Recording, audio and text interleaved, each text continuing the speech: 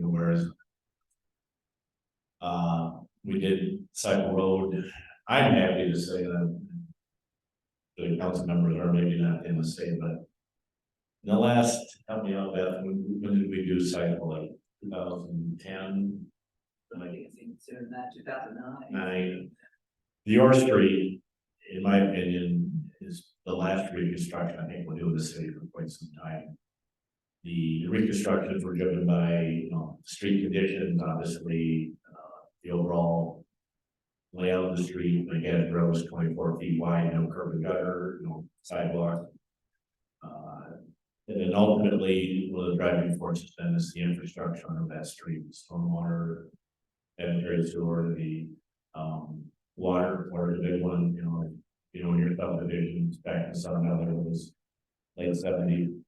They weren't sized for fire protection, so combination of things drives the council to a point that they direct staff to start this process of reconstructing the street, and all those factors went into it. And this is the last one I think we've addressed on the substandard streets, on the substandard infrastructure. There's a few outliers, some water mains here and there, but again, I'm happy as a taxpayer and my perspective that these projects are stressful, it's stressful on residents, it's stressful on staff. More so on you got to write the check and live with the dust and the dirt and the torn up yard. But for better or worse, I think you're the last reconstruction for a while in the city of Asbury, so that's a good milestone to reach in terms of money we had to spend to bring the city infrastructure up to the standard that we think the residents deserve and want. So I'll quit rambling. The agenda's up there. I'll turn it over to Nate. He'll talk about the project, the nuts and bolts, how we do things, why we do things, where and when and whatnot. I think Nate will talk about easements, one of the things Beth will update to assessment policy and all the things that we have to go through. Again, there's some very specific notification timelines and steps we need to take before the assessment. So with that being said, I am just any question before we start, otherwise I'm going to turn to Nate, start talking about how this is going to look and how it's going to go down. Okay, Nate, thank you. Thanks, Jim. As Jim said, I'm Nate Stevenson with MSA. I originally from the Dubuque area and spent most of my time growing up in Asbury, so I'm local. I'm working with MSA for almost 8 years now and spent most of my time doing that work here for the city of Asbury. I guess kind of to jump into the project here, we anticipate that this construction will take place next year in 2024. There is some sewer work that we plan to do behind Summer Drive and Sunset Drive down towards the Hales Mill lift station. That work might start in the fall of this year and carry through the winter. There's going to be about 59 impacted properties. That includes 33 people or property owners along Autumn Drive, and then 26 property owners from the side streets that back up to the sewer extension or replacement that we're going to do. Estimated cost of this project total is around $3.1 million. What we're going to do is match the roughly existing 31-foot road width of Autumn Drive. We're going to replace all the water mains. It is out of date and needs to be replaced. We're going to install new storm sewer structures and piping and sanitary sewer from Hales Mill Road down to the bottom of Autumn Drive, and as I said, mentioned before, through some of the backyards there as well. And then also we will include new street lighting that will match the street lights that you see on some of the other streets around your area.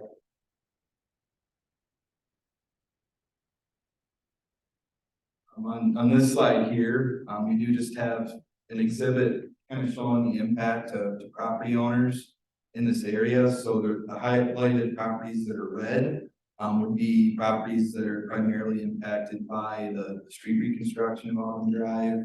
And then properties that are highlighted in blue along the green section there, those would be properties that are going to be primarily impacted by sanitary sewer work in their backyards through that green highlighted section.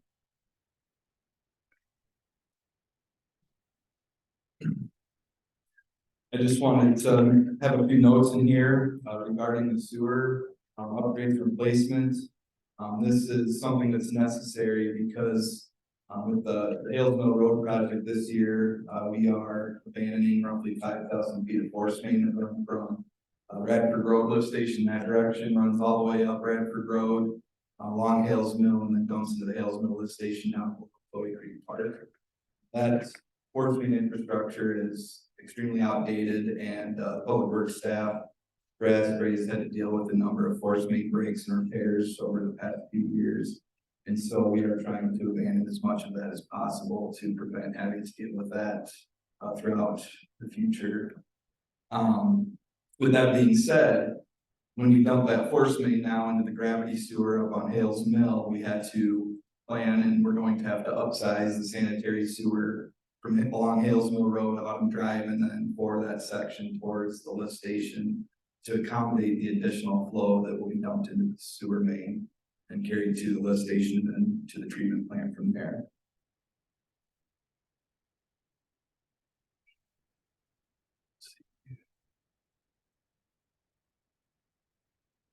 So this, I just wanted to include it. It kind of gives you a breakdown. As Jim mentioned, we've done a number of projects over the past handful of years.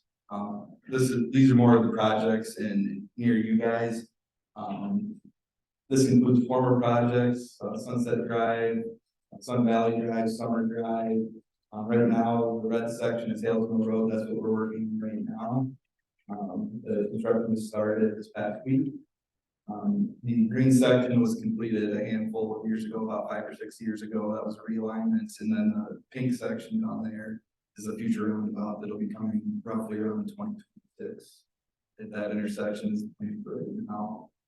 So I just wanted to kind of do an overall to show you guys some of the improvements that have happened and are coming, how it kind of fits into the big picture of this subdivision.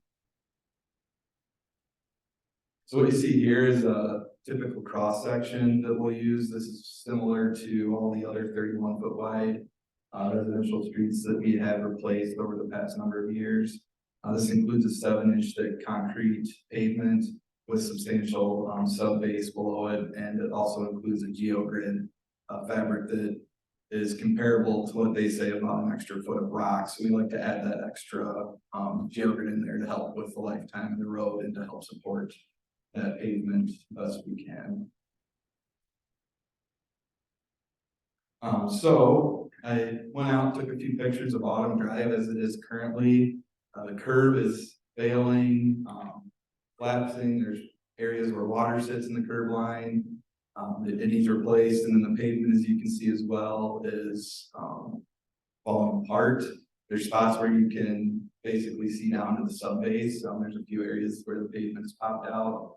You can actually see the old Petromat that they laid the last overlay on as well. So the street's in poor condition. There's, right here, you can see, I mean, that's the whole last surface, whenever that was put on, it's just gone in some sections.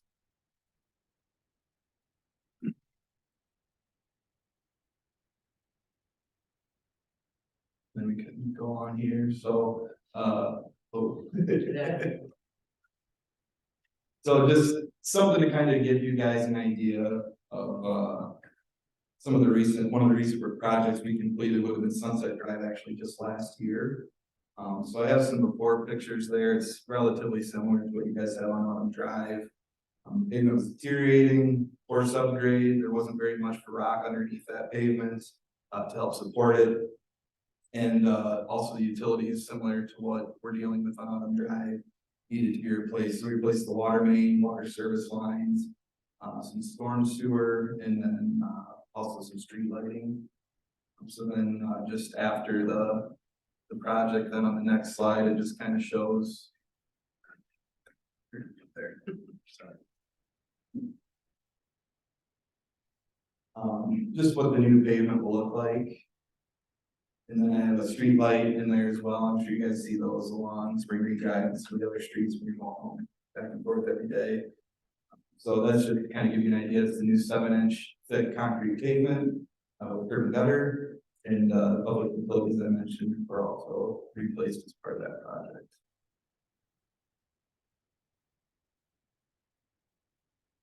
This is just a few notes about easements for the project. Sometimes when we do these projects, we need to either acquire temporarily or permanently some easement room to put new utilities in. For this project, I don't anticipate any permanent easements will be necessary, but we will more than likely need a number of temporary easements for this project. Most of those easements are going to be to give us room to grade the project. So when we build the street and match your yards and your driveways back in to the street from there, we just need some room back on your property to make things match nicely.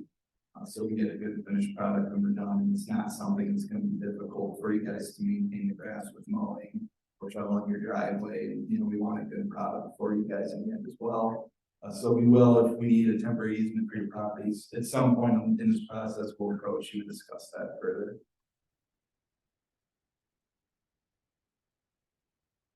And I believe that you were gonna talk about the assessment policy.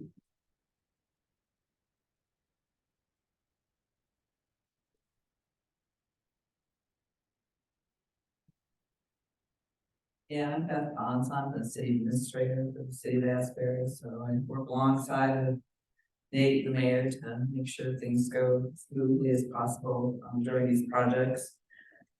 When we do have these special assessment projects and we're assessing the property owners, this policy has been adopted by the city council and has been amended several times. The goal is to do some cost sharing with the properties that are directly in the project path, but as well as there's a certain amount of improvements that are also the responsibility 100% for the city. So history is we adopted the policy in 2006, and we have amendments that took place in 2007, 13, 15, and 22 that address citizen concerns and council concerns.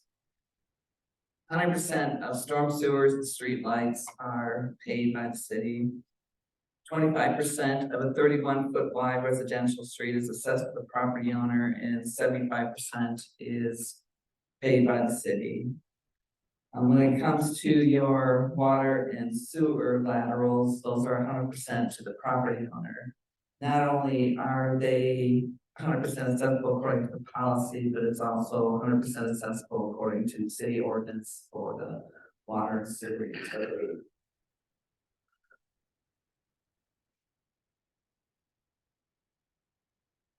You click on your page. I've been just using the mouse to, yeah. So if a property owner, if you've been part of a project, let's say if you've been part of Summer Drive or Sunset Drive and you have a corner lot, we give you relief. If it's 0 to 1 year, so you've been affected by a prior project, you get a 25% abatement. If it's 1 to 2 years, you get a 20% street abatement. 2 to 3 years is 15, 3 to 4 is 10, 4 to 5 is 5, and after 5 years, there's no further reduction. So we kind of addressed there what would happen if you have a corner lot. You do get some relief on the side of on your second assessment. We also have addressed financial hardship. If you feel that this is a financial hardship, we do have a financial assistance application that you can fill out. We give assistance based on your 80% of HUD median income. You can fill out the application and submit it to my office. And what we do with the financial assistance is when you have your assessment, you can pay it, 100% within 30 days without any interest, but the remaining ones are paid over a 10-year period. So anybody that's requesting financial assistance, we pay their annual assessment as long as they qualify for the financial assistance.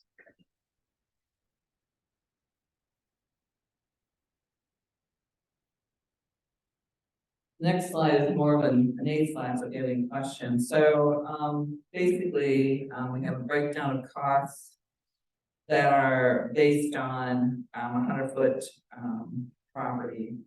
Now your house, for the road, you're assessed like one half of this, half of the roadway, and then 25% of, that.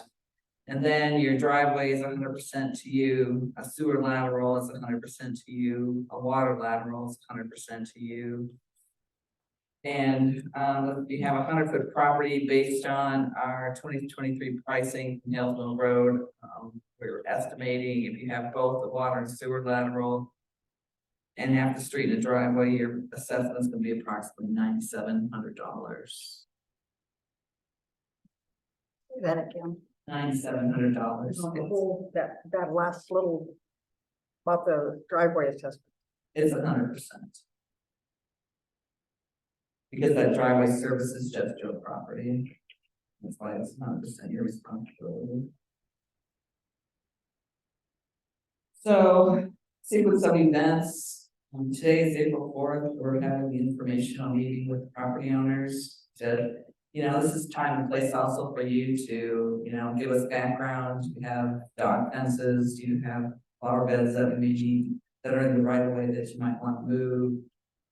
Do you have any special conditions, retaining wall fences that we need to look at? The next big step will be in August, approximately August 8th, where the city council will walk the project corridor and review the project and impact and benefits to the property owners. You will receive notification of that meeting, and generally the property owners will meet with council and talk to them about their specific properties at that date. So you may want to put that date on your calendar, and it'll probably be about between 5 and 6 o'clock that you will do that walkthrough. Then at the August 8th council meeting, after the walkthrough, city council will adopt a preliminary resolution. And then they will also direct the engineers to prepare prepare a preliminary special assessment plat schedule. And that will probably be prepared and we'll know that approximately right about the time of the walkthrough, so you can get an idea as to preliminarily where we're at with that assessment amount. Once they set the preliminary assessment amount, council cannot go, the project cannot go any higher. That's kind of like the max level. The assessments can go lower because at the end we do like a final walkthrough and final quantity verification. And generally assessments will go lower, but they cannot go higher than the preliminary assessment. Then on August 8th, they'll set the date for public hearing on the resolution of necessity. At that time, after that meeting, the city clerk will send you a mailing that notifies you of that preliminary assessment amount and official notification. On September 12th, we'll hold a public hearing on the resolution necessity, and this is also the time and place for property owners to come and, state, what their feelings are on the assessment amounts. Then the engineer moves on to prepare the final plans and specification estimate of cost. Then on September 26th, we'll hold that public hearing on the plan specification estimates of cost. We plan to open bids in October of 2023. This is a little earlier than we've done with prior projects. Generally, we're opening bids in like January or February, but because of the amount of sewer work that's being done with this project, they plan on doing a lot of sewer work over the winter months and get that completed. So this project is going to start earlier than a lot of our other projects. Council will award the bid hopefully October 24th, and then we're looking for the contractor to start the sanitary sewer portion of the project in November, and then have them start the roadway portion March or April of 2024. The completion of the project will be similar to other projects in about November 2024. Council will start the work approximately January 2025. Once council accepts the work, that's when the engineer will prepare the final assessment roll. And you will receive notification, the council accepts the final assessment roll, you'll receive notification of what your final assessment is. You'll have 30 days to pay the final assessment in full without, interest. If you don't pay in 30 days, then it just goes on a 10-year schedule, pay it off over a period of 10 years. With the prevailing interest rate. Is there any questions on, special assessment?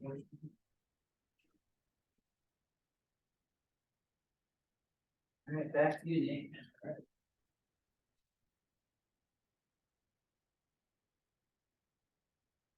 So I'll just jump into some of the frequently asked questions we have with these projects, leading up to the project. Just from past experience, what a lot of people, have interest about. So one of the first things, with tree or landscaping removal, people wanna know, hey, I have a tree that's close to the street, is it gonna stay? Is it gonna go? What we generally say is, with these 31-foot wide streets, we typically are dealing with a 50-foot right of way. And with that said, if the street, as long as it's centered within that right of way, we usually have about 9.5 feet on either side behind the curb. If you have a tree or landscaping in that area, more than likely it will have some type of impact. If the tree is extremely important to you, we can try to save it the best we can. If anything's within that right of way though, there's a good chance it may have to go. With landscaping, usually we'll just give you guys advance notice saying, hey, you know, if you have, you know, rock or brick pavers, some type of plants you want to save in that area, go ahead and remove that, set it aside somewhere you can put it back when we're done. Although generally speaking, it's not always the best to have landscaping within the right of way, because if the city ever needs to do work there, it can be impacted again. If there's, you know, what we generally will do too is, what I want to say is if you have a tree that you want to try to save and it may be impacted by the street, just know that if we do try to save that and the tree were to die like a year later, then the cost for removing the tree would be on the property owner then. If it's going to be impacted by construction at all, then we will take it down as part of the project. And the cost to remove the tree is not part of your assessments. That would come down, not from your checkbook. So just one thing to mention there as well.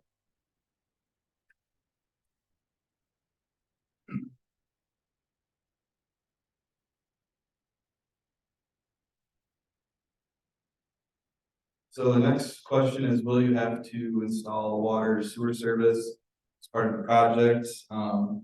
Yes, so if you live on Autumn Drive, there are, most properties, if not all on Autumn Drive, will have to have a water service replaced. Some of them that are corner properties may have water service off of a separate street, we will not have to get into it then. But if you're served off of Autumn Drive, we will be replacing the water service line. Sewer service, I know from the bottom of Autumn Drive towards Hales Mill Road, that is a section where we're going to be replacing the sewer main beneath Autumn Drive. And if you are, your sewer service is fed in that area of the project, then we will have to replace your sewer service line near the right-of-way line as well there. Another question people sometimes have with this is if you wanted to replace your water service or sewer all the way to your house. That's something that contractors sometimes are willing to do. In the past, we haven't had much luck with local contractors doing that work up to anybody's house. Typically, they say that they'd rather have a private plumber do that work because they don't like working near the foundations of the homes. So more than likely, if you want to replace your full service line, you're going to want to probably look at hiring a private plumber to do that, but we can coordinate, you know, the location where we end your new line and where they would have to connect on, take it all the way to your house.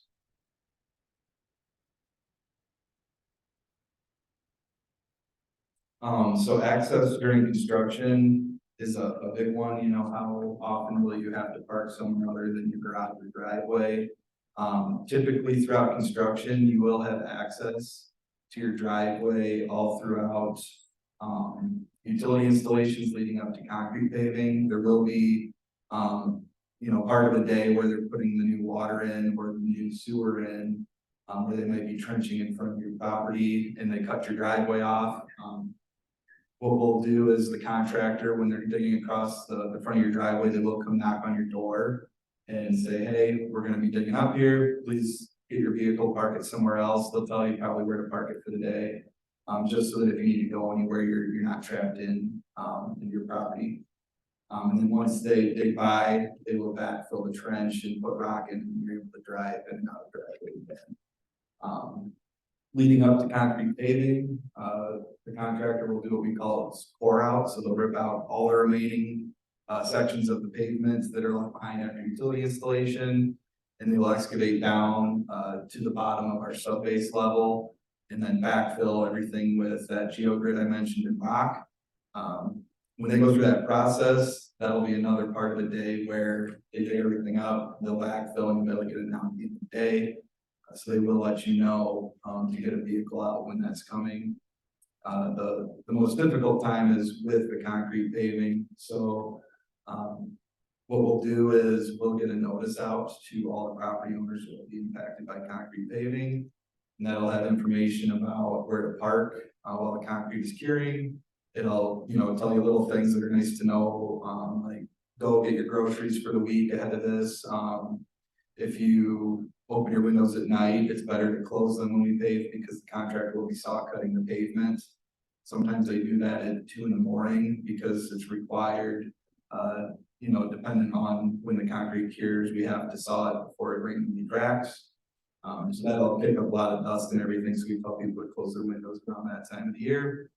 Other than that, it might be anywhere from a few days to a week that you'll have to park elsewhere. Like I said, once you need to park with the paving process. Mail is another big thing. A lot of times the contractor will try to keep your mailbox in place as long as they can, and the mail delivery will occur as usual. There will come a time during construction where your mailbox will have to go to a temporary location. That is all coordinated between the contractor and the post office. The post office will determine where the mailbox will go temporarily, and we will give you a notification of where to get your mail during that time frame. And then once the project is complete, the contractor is then responsible to put your mailbox back in where it was before. Sometimes the post office might tell us to put it in a different location where it was, and that's all decided by them, so we don't have any control over that. But your mailbox will go back in. So what time will the construction begin and end throughout the day? Typically, the contractors we work with start somewhere around 7 a.m. And then they'll work until around 5. I know the quarries around here getting back closing like 3:30 most days. So you don't want to clean up, and then they're usually off the site by 5 o'clock. There are some times, especially around the paving process, where they may start construction extremely early, 6:30 in the morning, and they may work well past 5 o'clock into the evening hours, depending on how much they're paving. A lot of that is once they start the paving process, they're gonna go until they're done. So if they have a breakdown during the day, they gotta just keep moving. So that time can vary there. And like I said, with that paving process, then based on the rate of the curing of the concrete, they may have to come in and saw it, some early morning hours as well for that process.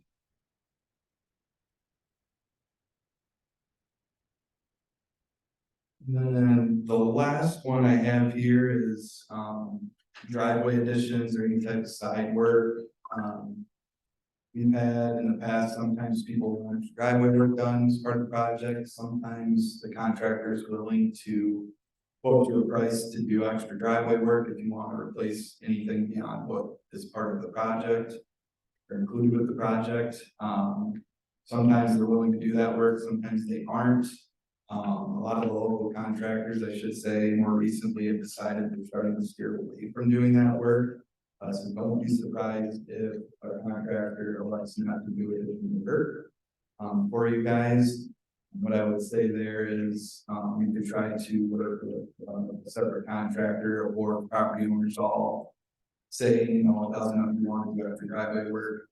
you work with a separate contractor, and you just have to coordinate with, the primary contractor on site to coordinate that work, so it doesn't impact, the work that the contractor's trying to complete as well. If you want additional work, I should mention too, you can always reach out to me. Once we know what the contractor is, I can pass that along to them as well. From there, I guess if there are any other questions that you have to answer. How many actually live on Autumn? I think it was 33. How many? Oh, That's the question again. are you actually on Autumn Drive? Some are just gonna have sewer in the backyard, and again, that's not. Some people have sewer too. Yeah, If, but I if mean- you're, if it's in the backyard, we're not. Right. I was just trying to understand how many were here because of the sewer portion. I had mentioned, this isn't our first county fair, so one thing. MSA has been our partner for all these projects, and then for the most part, we've had local contractors with Horsfield for many years, and they went out of business. The last two projects now are Eastern Iowa. One commitment I tell you is the one thing we do right is we communicate, and they touched on that. We'll try to get an email address from you, but they won't tear up your driveway and then block you in. Your water won't get shut off one morning. You just get up, take a shower, and find out it's off. They may hit a line and it's off with no notice, but between Nate and the experience he has and working with local contractors, we keep the surprises to a minimum. And Nate is he'll be on site of the project every day, checking the contractor's work. He's always there to answer questions. So you definitely. My car's back there too. So Yeah, it's a ways off, but we will bring you in probably next year before the project starts and just do a quick, give you an update in the timeline and so on and so forth, and then try to answer more questions, as the time gets closer. But I do take a lot of pride with the staff, the way they communicate, and we learn what they anticipate in terms of questions and concerns and whatnot. So if you give us an email address and you try to work with us, we can make sure that you don't get the surprises. You will be inconvenienced, that's inevitable, but we try to minimize those inconveniences as much as possible. Another thing, just full disclosure, can you hear me okay? I'll step up the microphone if not. Okay. This is an accessible project, and as it goes to the council, we need a supermajority, right? 4, yes. Council 4 of the 5 need to approve the assessment. So when all those proceedings go forward and the engineers come up with their numbers as how much you're going to be assessed. And if you're wondering why do we do the assessment and go to the bids, you would think you'd want to do it the way around, talk to the state. The engineers must do their best guess on what the project will cost based on previous projects and market conditions at the time. They will set that level, and hopefully they'll set it high enough that the city does not have to pay more later, but hopefully they set that level, the actual costs come in less. But again, they are using estimates and their best guess. If they set it here, the council sets that level, accepts that resolution necessity. The bid comes in up here, then the delta between the two is now in the city. And we might be a little upset with engineers if they guess low, but they don't. So that number may look a little high at first, but understand they're trying to protect everybody. Ultimately, in the end, you pay actual cost, the assessed value, or at least the max assessed value is again a best guess. I hate using the word guess when we're talking about your money, but it is what it is. Yeah, the final assessment's based off the actual bid prices. So anyhow, where I was going with this was because of the accessible project, it takes a 4-to-1 vote of the council to approve that assessment. It doesn't mean they've approved the contract, that they've only approved the assessment. Now, you as the property owners in the area, if you feel either the assessments are too high or the project is unnecessary, you can submit a petition of the impacted properties owner, okay? I mean, you have to be on the list of properties that are going to be assessed. If 75% of the property owners sign that petition, then it requires a 5-0 vote from the council. Just again, full disclosure. It doesn't mean if there's 12 houses, we gotta have 9. It's based on the assessed value. So if one house has a much more expensive home, obviously their signature has a little more weighted value, but staff can help you draft that petition, or they can help you guide, you know, what you need to get there. I just want you to be aware, residents, you have the right to, not say contest, I guess contest might be the word, the assessment. And if you do so, then you put the council into a 5-0 approval rather than a 4-1. Doesn't mean they won't do it, doesn't mean, you know, they can't do it, just understand that you have the right as a resident in the state of Iowa to push the council to a 5-0 vote. Now, they'll approve the assessment. Now later, as Beth showed you, then the actual bidding process starts, plans, specs, and the bidding. When it comes time to approve the bid, that's a simple 3-2 vote. Just be aware. You may think, you know, we've got the 4-1 vote and 5-0, whatever. But when it's time to award the project, that's a simple 3-2 vote, and the petition doesn't legally bind the council on anything. I mean, you can always submit a petition for anything, you know.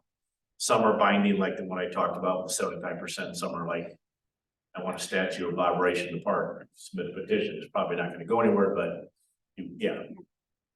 I'm rambling, so just stop me. Clarification. Sure. You're talking about assessment, you're talking about what it's gonna cost me for the road, you're not talking about what my taxes. No, right. So it's the assessment includes your portion of the road, Okay. whatever portion of the I driveway. need to have that clarified. Yeah, yep. Thank you. Yes, so we're talking about the assessment, and again, that's that I got it. number right there, so. The code is special assessment. Iowa code calls this a special assessment.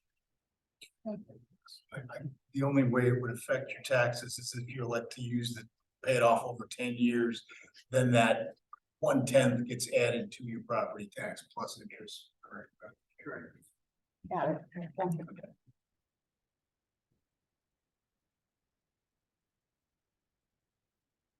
Okay, so yeah, just a couple ideas, notes that came up, other question on the project. Okay. We'll be here again. Nate's card is over there. We'll stick around, but if there's no question, you can wrap it up and let you get out of here. We'll stay as long as you want if anyone wants to talk to us. Jim, I think the other thing, if you want to tell your neighbors, usually Beth is real good about the slide presentation. If they weren't able to make it tonight, it was usually posted out on the city website, Good point. you know, so that they can see it too. Yeah, the presentation will be posted to the city website under capital projects, will be bottom drive. And then we will also, I've been recording the meetings, the recording of the meeting will also be out there for people to watch this if they would like. And then as we move through the project, you'll receive project updates, and those will also be posted on the website under that project. Okay. Yeah, I have plenty of cards back there too, so if the neighbor couldn't make it, you want to give them one. Got the fish bowl for the free lunch going to the restaurant, whatever you can do to help me.